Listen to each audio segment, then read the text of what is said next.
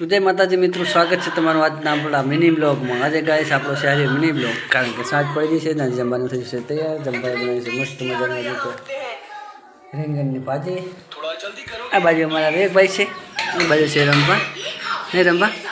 જય માતાજી ગાઈસ। આજે આખો દિવસ બ્લોગ બનાવ્યો હતો, તો આજે આપણે એવું લાગ્યું કે લાઈ થોડો ઘણો નાનો પણ બ્લોગ બનાવી નાખીએ।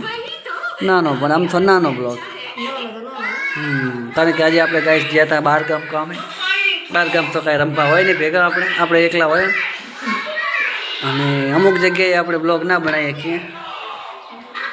તો ગાઈસ ફાઇનલી આજે આપણે આવતા રહેશે ઘરે, દૂધ લઈ આવે છે ગાઈસ દૂધિયામાં, અને જમવાનું અમારે રમભાઈ તૈયાર કરી નાખ્યું છે। જમવાનું બનાવ્યું છે મસ્ત રીંગણનું શાક, સાથે બાજરી અને ખવાના રોટલા, આ બાયણીમાં છે દૂધ અને છાશ, અને આ બાજુ મારા રમભાઈ, આ બાજુ મારા વિવેકભાઈ।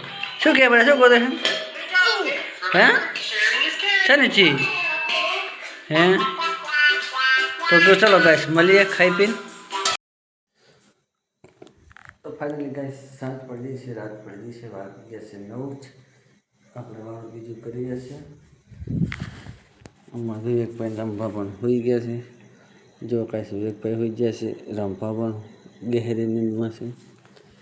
તો ગાઈસ આજ માટે આટલું હતું, કારણ કે ગાઈસ આજે આપણે બહુ લોંગ બ્લોગ નહોતા બનાવી શકીએ, કારણ કે આપણે ગયા હતા કામે, અને કોઈ બ્લોગ બનાવવાનો કોઈ સમય ના મળ્યો, કામકાજ એવું હતું એટલે આજે ગયા હતા ગાઈસ આપણે બહાર ગામ કામે, એટલે કમાર હોઈ ગયા હતા।